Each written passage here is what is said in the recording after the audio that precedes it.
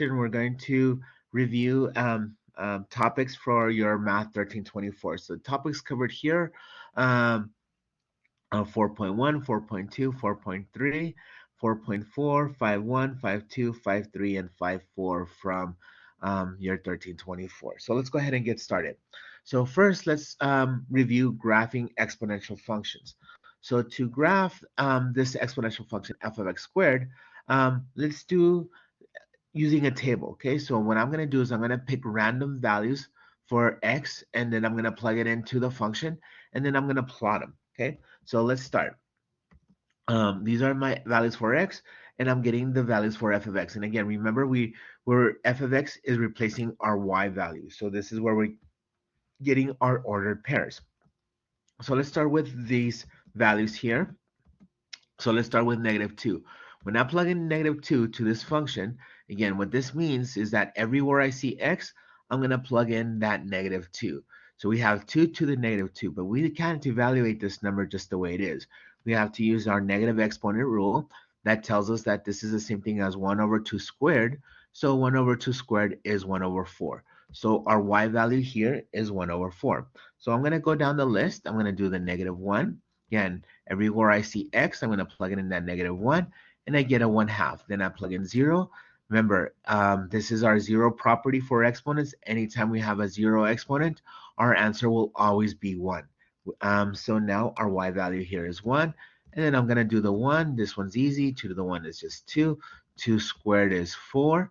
And then 2 to the cube is 8. Okay, so I have a series of points here. So now I'm going to go ahead and plot them. And if I would plot them, okay, you would see that we have this graph where it starts at my points that I gave, and it's this line. Now, I like to say that I call this my parent function, or this is the function that it mimics all exponential functions. Just to review, this function has a horizontal asymptote at y equals 0. That's why this graph does not cross or touch that x-axis, because there's a horizontal asymptote there. And again, horizontal asymptote means that it's an imaginary line that the graph cannot touch or cross because it's undefined at those points. Okay. All right. So let's graph this one. Let's graph 2x minus 1. And again, what I'm going to do is I'm going to do the same thing. I'm just going to do a table.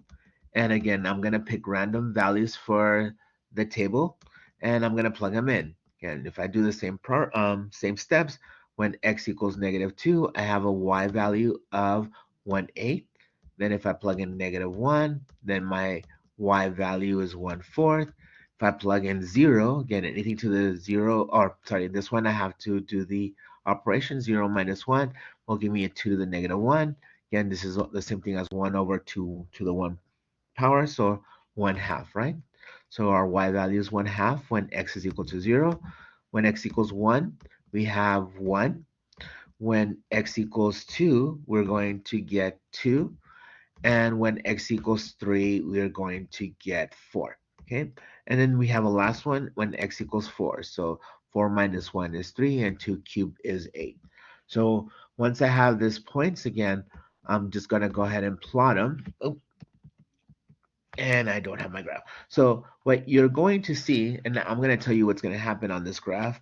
Um, what happened on this graph is this graph, you see that I'm subtracting a 1 to the x. The x is this horizontal axis, right? This is the horizontal line. So if I'm doing something to x, I'm going to make my graph move to the left or the right. Because I have a -1, this graph is going to move 1 unit to the right. So this graph, this bottom one, if I were to graph it, instead of the y-intercept being here at 0, 1, now it's going to be this point here, 1, 1. And the graph would be very similar to this graph here, except that it just got shifted 1 unit to the right. Okay. All right. So if I were to continue doing more examples, let's go ahead and graph this graph, g of x 2 to the -x. Okay. We know that this graph can be rewritten as 1 over 2 to the x. Okay. So this is this is the same thing as 1/2 to the x power. So the reason why I like to write this one here is because um, these three equations, forms of equations that I have for g of x, they all produce the same graph. They're just written in a different format. This is with a negative exponent, this is with a positive exponent, and this is with a power rule. Okay, so these three forms are the same representation of the graph. Now, hopefully you, at this point in time, you understand what this graph looks like. Since now my x is negative, this graph is no longer going to be increasing. Now it has a reflection on the y-axis. Now my graph is going to be decreasing. Okay, so if I were to use this format here, the last one, the power rule, the 1/2 x, and pick random values for x, and again, my random values are going to be -3, -2, -1, 0, 1, 2, and 3. My y values for these are going to be 8, 4, 2, 1, 1/2, 1/4, and 1/8. And when I graph these, okay, um, again, showing you how I'm getting these values, just applying the same rules that I did for the previous examples. Okay, going to repeat the process, right? And what I'm doing is I'm using the power rule to solve my answer. So the first example, I'm evaluating x to the -3. So 1/2 to the -3. Okay, first I do the negative exponent rule. I take the reciprocal of the fraction in order to eliminate the power of the negative, and then I have just 2 over 1. 2 over 1 is just 2, and 2 to the third power is 8. Again, and you would repeat this process for all of the answers. Okay, and when you do that, you get this graph. Instead of now the graph increasing from left to right, now it's decreasing. It had a reflection on the x-axis because now I'm dealing with a negative x, which is what you saw at the beginning of the original function. Yes? All right. So now let's look at a concept now to business and how exponential functions are applied. So we have this problem here that says the assets in billions of dollars for Prudential Financial Inc. can be approximated by the function a of x is equal to 315 e to the 0.056x. Now let's review this function a little bit. Okay, this is an exponential function because we have an exponent, but since we're dealing with business, we have we're using the business log exponent. So E is a number that is a symbol that represents a number. Like most of you guys know the symbol for pi. You all know that pi is represented by 3.14. Well, the same thing E. E is an irrational number that is represented by a symbol E, and the number is 2.18 and blah blah blah. It keeps on repeating. Yes. Now the 315 in an exponential function, that's my initial value. All right. So when it says here where x7 corresponds to the year, usually the x, that value that is being multiplied to that exponent, it has to deal with time. And then our exponent, it has to do with how we're evaluating that time. So they're asking us, find the assets for the following years. The first one is 2000. So if 7 corresponds to 2007, so then that means that the year 2000, the x will correspond to 0. Okay, so if 2007, the last digit is 7, and that's what x stands for, then 2000, since it ends with 0, then that means x is equal to 0. So now it's just plugging in 0 for x and evaluating our function. So here, for a, we have the function a of x is equal to 315e to the 0.056x. We're evaluating at 0, x equals 0. So again, everywhere I see 0, or everywhere I see x, I'm going to plug in the 0. So 0.056 times 0 is 0, and anything to the 0 power is just 1. So my answer is 315. Okay, so that's the answer for A. What about B? And don't forget, we always want to give our answers in what we're dealing with. This is a money about dollars, money. So we want to finalize. We don't just put 315 on our answer for our test or for our homework. We say that number is in dollars. We do the dollar sign 315, and they told us that these dollars were in billions, right? So we write the word billion. All right, so let's answer the part B. They want us to find what are the assets in 2012. Now a future value, but it's easy. We can now know that x is 12. So all we have to do is we can evaluate this b for a of 12. Okay. So again, everywhere I see x, I'm going to plug in 12. So the first thing that I do is I'm going to multiply the 0.056 times 12. And again, I'm going to use my calculator. And when I use my calculator to do that multiplication, take e to that power, and then multiply that times 315, I get this number, 616.8171575. Then I think on our homework, they just want us to round to the nearest whole number, so or to one decimal place. So in this case, we have 616.8 billion approximately. Okay, and we say approximately because we're rounding. All right. Um, let's look at another application of exponential functions.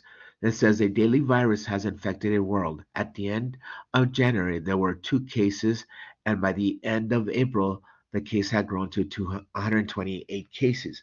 Find a model of the form f of t y0 to the bt with t equals 0 corresponding to the end of the month of January.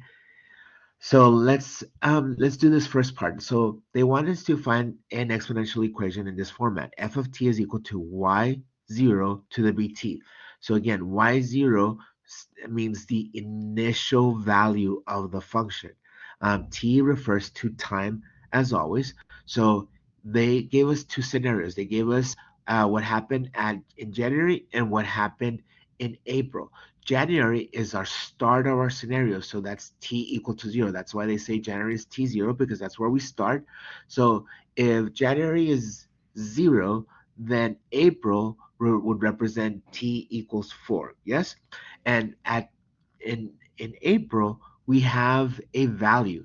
We have a value that says that the virus grew to 128. So we're going to use this information to solve our one unknown. The only thing that we don't know is our base for this exponential function. So let's put this thing together. Okay, so again, we need to find what y0, and b are. So first, y0 is the amount as a present time at t equals 0. So here, since t equals 0 corresponds to the end of January. So y0 equals 2. So that was at the end of January. So that means that the end of January, we have 2, right? It's our second month. We have second value. Now, T1 corresponds to the end of January, right? So T2 corresponds to March, 3 for April. So again, this is the one that I was talking about. And I think I said 4. We were starting from 0. So it's 1, 2, 3. So April corresponds to 3. So in April, there was 128 cases. So I'm going to use this information to come up with my equation. Okay, so this is what we know. We know f of t is equal to y naught bt. This is the equation that we need to find out.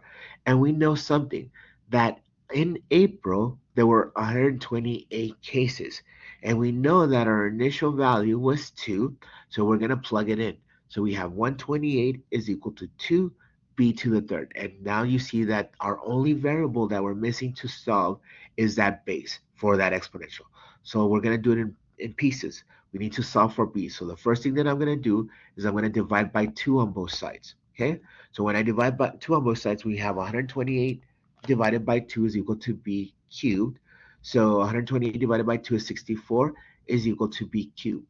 So now to solve for b, what I'm going to do is I'm going to take the cube root of both sides, or take the power of 1/3 on both sides. That these two things mean the same thing. The cube root of both sides, or taking the power of 1/3 on both sides, is how I would eliminate my power of 3. So when I do that, I have 64 to the 1/3. And again, I'm going to plug that into my calculator. And when I do that, I'm going to get that b is equal to 4. So now I have everything to give the model that represents this situation. The model that represents this deadly virus is given by f of t of y0 bt. Plug in my nodes. So the model is f of t is equal to 2 times 4t. And you got to make sure that you put a parentheses around that 4, because we don't want to do 24 to the t. Our base is only 4. Okay, so we want to put parentheses. So now that we have this model, let's go ahead and answer B. If the trends continue, about how many people will be infected at the end of the year? So what they're talking about, the end of the year is at the end of December, right? So for December, um, um, we are looking at the 11th month, right? Since we started with 0, in December would be t equals 11. So all I have to do is evaluate my model at t equals 11. So everywhere I see t, I'm going to plug in 11. And when I plug it into my calculator, I get this value. So again, we want to state what we are dealing with. This is no longer money. We're talking about people infected. So our number here is 8,388,608 people infected by the end of the year of this deadly virus, right? So this brings some, for some of us, bring us bad memories of COVID, right? This is kind of what happened to us, right? But again, this is why I like this example. All right, so let's move on. Solving exponential equations. So let's say that we have, let a be a positive real number with a not being equal to 1. And what this is saying is this rule here is called the one-to-one rule. That it says that if I have two exponential equations equal to each other, in order for these two equations to be equal to each other, that means that the bases have to be the same and the exponents have to be the same. So an example would be something like this. 3x is equal to 3 to the fifth power. For these two exponential equations to be equal to each other, they have to have the same base and they have to have the same exponent.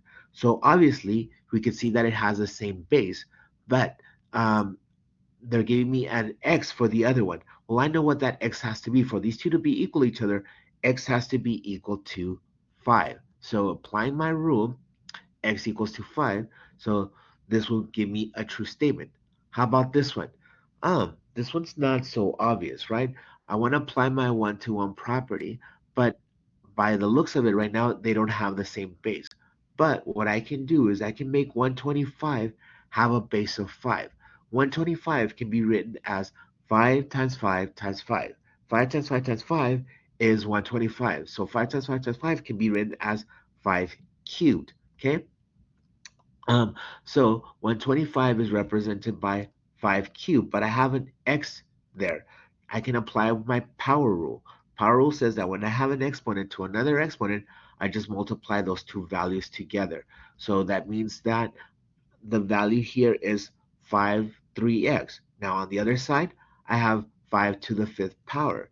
So for these two exponential equations to be equal to each other, the exponents have to be equal to each other. So on this one, it's not so easy. So if you don't see it, set the exponents equal to each other. Set 3x equals to 5 and solve for x. So to solve for x, I have to divide by 3 on both sides. And when I divide by 3 on both sides, x is equal to 5/3. And there, I solved for that exponent. Okay. Um, you can always check your solution, plug in the value that you got, and if you get back the same answer, you've done it correctly. Okay, so always double check your work. All right, let's continue solving exponential equations. Let's look at this one. Solve 4 to the x to the negative 1 equals 32. And again, I always want to use that rule. I always want to use my one-to-one property. So I say to myself, can I convert 32 into something that has a base 4? So the answer is no. There is nothing that I can convert my 32 to have a base of 4. So on this particular problem, what I'm going to have to do is I'm going to have to use a different property. Okay, so what I have to do is I want to, or I can use the same one. I'm going to find a common base that is equal to 4 and 32.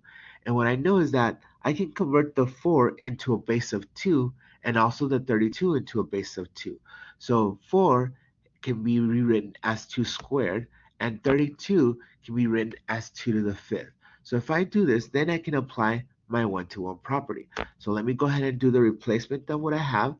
4 can be written as 2 squared, but I have an exponent of x minus 1. And then I have equal to 32, which can be written as 2 to the fifth power. Okay, so now what I'm going to do is I'm going to apply my power rule to the left side, Okay, power rule to the left side is 2 times x minus 1 is equal to 2 to the fifth power. So for these two exponential equations to be equal to each other, the exponents have to be equal to each other. So I'm going to set them equal to each other. So I'm going to put 2x minus 1 is equal to 5. So go ahead and do my distribution property. Gives me 2x minus 2 is equal to 5. And add 2 on both sides. So this gives me 2x is equal to 7. Divide by 2 on both sides. And x is going to be equal to 7 halves. And again, always it's a good thing to do is to check your solution, check your work. Everywhere you see x, plug in that 7 half to see if you get that result. And yes, we do get that result. Okay. All right. So um, let's go ahead and go to a different topic. Let's do writing exponential equations into logarithmic equations and vice versa. Um, so if you notice, um, exponential and logs are opposites of each other. Okay, they're opposite functions. So that's why we can convert one into the other. And it's crucial that you're able to do this, especially for solving logarithmic equations, because some calculators are you're not able to solve the logs. But if you notice, I can solve any exponential equation. So that's why it's very important for us to be able to do this feature where we can convert from exponential to log and from log to exponential. So first, let's do the definition of what a logarithm is. So logarithm has also a base, just like my exponent, and I have the two representations here, so you can see them. They're opposites of each other. So if I start with the exponential, which is what we just did, we have an exponential function is something that has a base, in this case a, it has an exponent, and my result is an x value. Opposite to that is a log. A log also has a base. In this case, because I want them to be equal to each other, I'm going to say it's base A. But if you see something here, the input of the log was the output of the exponential. It was the answer of the exponential. And the answer of the log was the input of the exponential. It's what I had to put in. So if you understand this, of the difference between input and output, is really easy to convert from exponential to log or from log to exponential. So to better understand this, let's go ahead and practice with real problems. So let's look at this problem. Write each log equation into its equivalent exponential form or equation. All right, so if I see here, I have a log of base 9. So my exponential has to be also of base 9.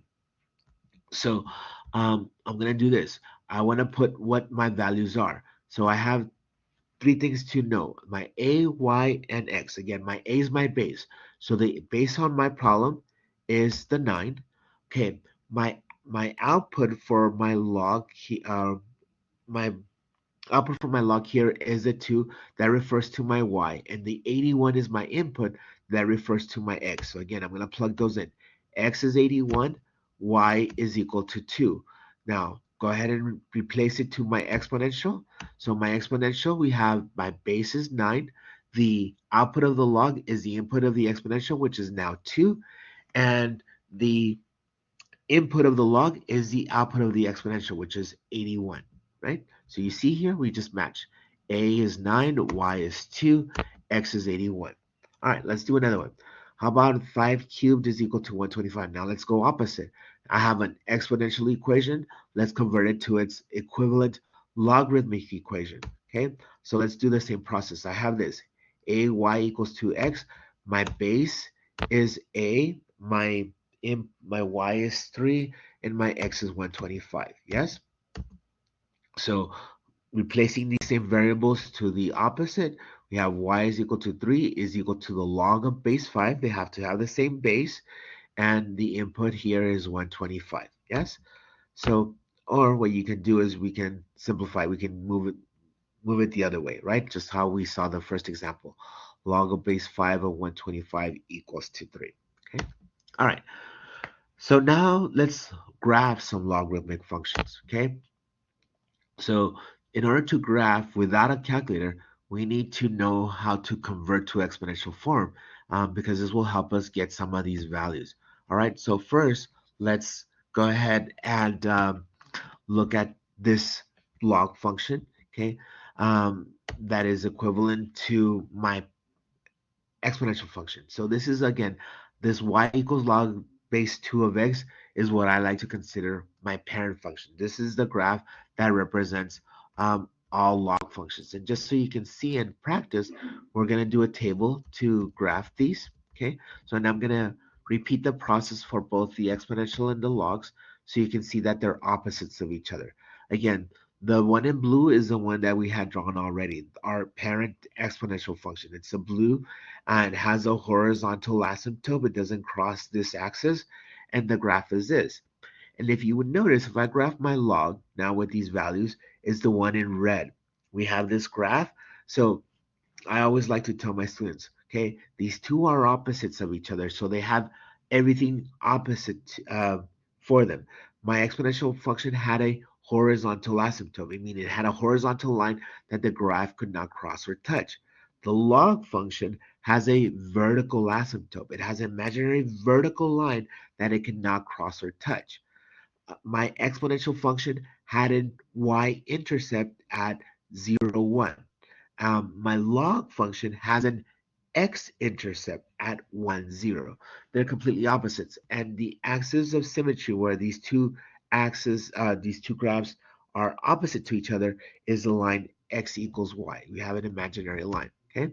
All right, so let's now go into a different topic. Let's expand and condense logs. Okay, so in order for us to do this, we need to know our properties of logs. So the first example here is our product property, our product rule, that it says that when I have a log of the same base and I see that two things are being multiplied with each other, I can expand it into two logs. I can expand it to the log of base a of x plus the log of base a of y. The second one is my quotient property that says that when I have a given log um, and I have two things that are being divided by each other, I can expand this by subtracting log of base a of x, the numerator, minus the log of base a of y of the denominator. Okay.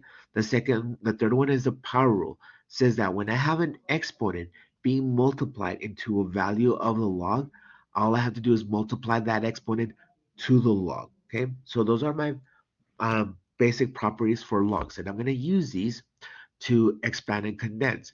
Now, what I want to do is I want to show you the business representation of these logs. Again, these were the science with the log, the logarithms, but again, in business, we use the natural log, which is the ln, but they have the same properties and they behave the same way. Ln represents the natural log. So if I have a natural log of two things being multiplied, again, I can expand it by the natural log of x plus the natural log of y. Same with the quotient and power rule. They apply the same way. All right, so let's do some examples. Okay, have here the log here. They didn't write us a base, but again, when they don't write when they don't write a base number, that means that we're looking at a base of 10. Okay, so we have a log of base 10, and we have this input here, 5x to the fourth times y cubed. So I have three things that are being multiplied with each other. So that means that I can apply my product rule. That means that when I do this, I can separate it to three different terms, and they're going to be adding with each other. So the first one is the log of base 10 of 5. That's my first term. And then I'm going to add it with the second term with also a log of x to the fourth. Then I have another term, the y cubed, I'm going to add. So it's log of y cubed. Okay, but I'm not done because the homework says that they want us to write the expression um, with first degree variables, means that with no exponents. What they're telling me is that I need to always also apply my power rule. So on the first one, there's nothing to apply. There's a 1 there, so I don't have to do anything. But the other two, I have power rules to apply. Again, this one doesn't change, but this one, add an exponent to the fourth. So that exponent means that I'm going to multiply that 4 to the log. Same thing with the third one. I have an exponent of 3. That means I'm going to multiply that 3 to the log. Now I'm done. I expanded from one log to multiple logs. Okay. Now let's go ahead and again, these are my properties, so you can have them: product, quotient, and power. Let's go ahead and do the first. Let's do expand again, a different example. So we have log of xy squared divided by w. Okay, so the first thing that I see happening here in my log is I have a division. And that means that I'm going to use my quotient rule. Yes, so my quotient rule says that I can separate it into two logs. For the numerator, which is the log of x times y squared, minus the log of w. Okay, so now the log of w, that's already simplified. I don't see any exponents, but that first part, I see a single log with a base of 10 with two things being multiplied with each other. So now I have to use my product rule. So that means that I have the log of x plus the log of y squared minus the log of w. But I'm not done. One of these logs has an exponent, so that means that I have to apply my power rule to that one. So the first one stays the same, but the second one is 2 log of y minus the log of w. Okay? All right. Now let's go ahead and again, these are my properties again. Let's go ahead and condense. And condensing means we're going to have multiple logs and we want to write the expression as a single logarithm. It's just one log. Okay, so let's do this example here. We have 2 natural log of x plus 7 minus the natural log of x plus 3. So one thing you have to keep in mind, we always have to follow order of operations. We have to do our exponents, product, and multiplication first, and addition, subtraction last. So we see here, we have a 2 being multiplied to the log on that first part. So that means that we have to apply our power rule first. Okay?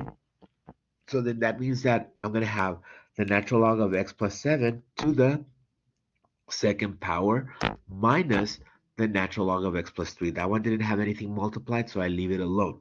So now I have two logs. Nothing is being multiplied with each other. Nothing is represented as exponents. So now I can use my quotient rule that says that when I have two things that are being two logs that are being subtracted from each other, they can condense into division. So the final answer here we have natural log of x plus 7 squared divided by x plus 3. Okay, so that's how we condense. Now let's go to solving logarithmic equations. So to solve logarithmic equations, again, we may need to be able to convert to its exponential form. Okay, so again, these are my properties, so you can have them handy. So let's do this problem here first. 6x is equal to the 72. So a lot of the times, the first thing that I want to try to do is can I make this equation into my one-to-one property? That's my easiest concept to use. So if I can't do that, then what I have to do is use my properties for logs to solve. So in this one, I can make the 72 into a base of 6. Okay, so what I'm going to do is I'm going to take the natural log of both sides. And by me doing that, by me taking the natural log of both sides, it allows me to use my power rule. See, on the left side of the equation, I have natural log of 6 to the x. So that x, I can bring it down using my power rule. This is going to give me x is equal to the natural log of 6 is equal to the natural log of 72. Now I can solve for x. To solve for x, I'm just going to divide both sides by the natural log of 6. So x is equal to the natural log of 72 divided by the natural log of 6. Let me go ahead and use my calculator, and x is equal to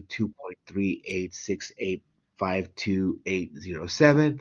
Again, an estimation of this rounded to 4 decimal places would be 2.3869. Yes, so this is how we would solve.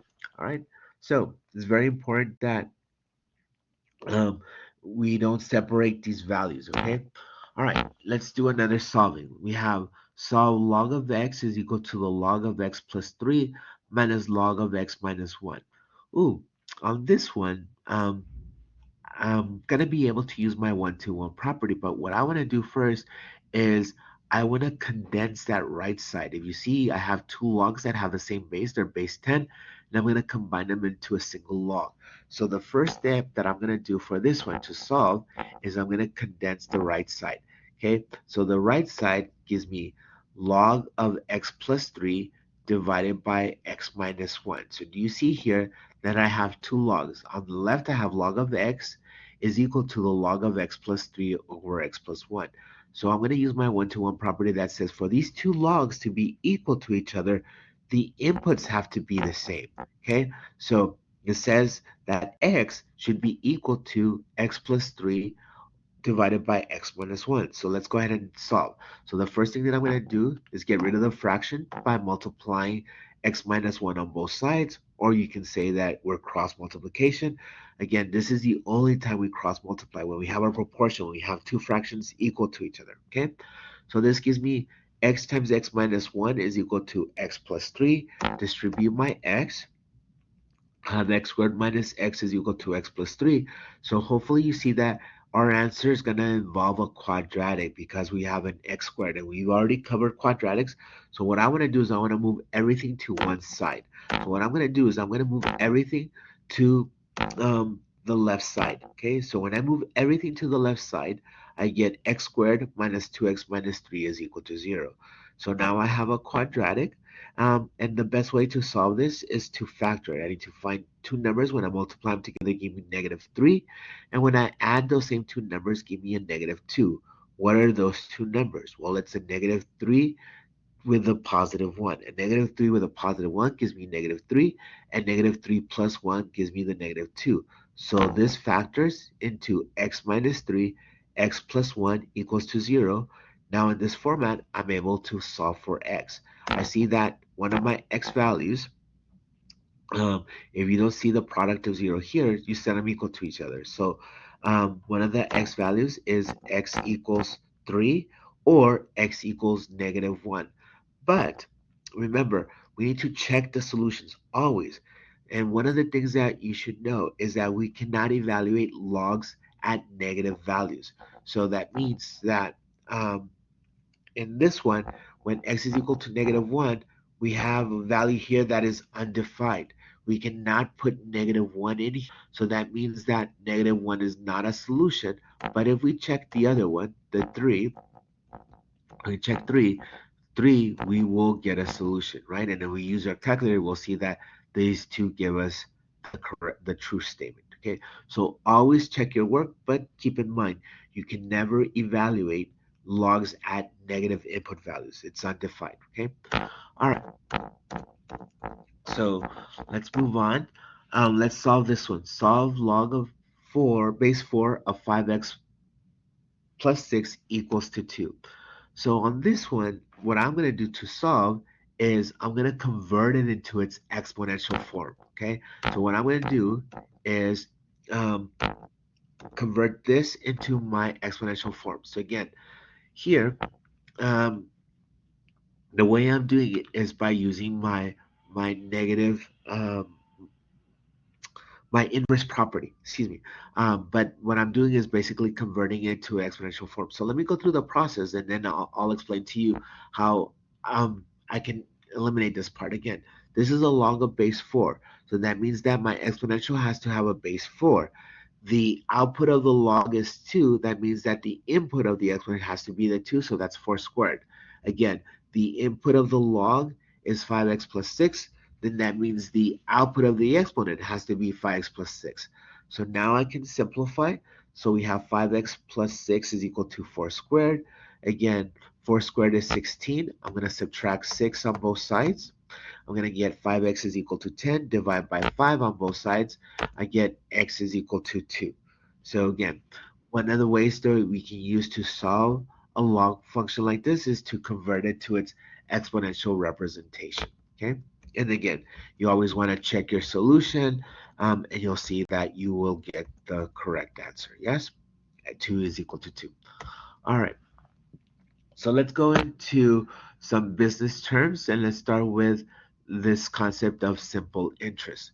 And let's look at an example applying simple interest. So we have Gabriel invested his summer um, invested earnings of $3,000 into a savings account, and he wanted to save it for college because he wants to come to college. So his bank account will pay him interest, and it's simple interest, and his bank is going to pay him 1.5% simple interest. The question to you is, what will be the value of this account after 2 years? And let's find out how much interest did the financial institution gave him just for having the money in the bank, right? So the formula for simple interest is this: FV is equal to PV times 1 plus RT, where FV is our future value, PV represents our present value, R represents our interest rate, and T is represented by time. So let's go ahead and plug in what we know. We know our present value. Our present value is 3,000. We know the rate, which is 1.5%, and we know the time. We want to find out after 2 years. But again, the problems for simple interest are applied, our concept monthly, on a monthly basis. So to get the 2 years as a value in months, we have to write the 2 years in this format. The 2 times, oh, actually, we didn't do it. All right, never mind what I said. Let me just apply the 2 years for the T. Okay, so again, what I don't know is my future value. So let me go ahead and replace all my values here. Um, so once I replace my R with 0.015, I have to represent that percentage as a decimal. I'm going to multiply that times 2. So when I do that and add it plus 1 times the 3,000, I get 3,090. So that's my future value, $3,090. And then to find the interest that the institution paid is the future value minus the present value. So it was the 3,090 that we got minus the 3,000. So our interest is 90. So again, after 2 years, there was $3,090, and our interest earned was $90. Okay, so this is an equation, for example, for simple interest. Now let's look at compound interest. This is a different formula. So this formula: future value is equal to present value times 1 plus R over M times MT. Again, where the formula that the book gives you is this one. It's a simplified, but you gotta understand where these values come from. I is a representation of R over M, and N is a representation of MT. So what is M? M is what's called your compound term, is how many times the interest is going to be applied. Okay. The T we already covered, which is time. The R we already covered, which is our interest rate. But you need to know these definitions to be able to solve our compound interest. So let's go ahead and look at an example. Again, the keywords for M. This is our compound term. So yearly or annually refers to M equals 1. We have bi-yearly or semi-annually refers to M equals 2. We have quarterly. I always like to tell my students, quarterly. How many quarters are there in a dollar? Well, there's 4. So quarterly represents M equals 4. Then we have monthly. There is 12 months in a year. So M equals 12. And then we can have daily. Or weekly is 52. And daily is 360 or 365. Now your homework will tell you which one to use. The most common one that we use for daily is the 365. Okay, but the homework problem will tell you what M value to use when we use daily. All right, so let's go out. Then we have something called continuous. Continuous is a completely different formula. There is a continuous compound interest formula, and that is given by the future value is equal to the present value times e to the rt. And again, e is our base value. It's a symbol that represents 2.18, blah, blah, blah. All right. The r is still the rate, and t is still the time. Okay. Um, so this is what we need to know in order for us to solve a compound interest formula. So let's go ahead and look at an example.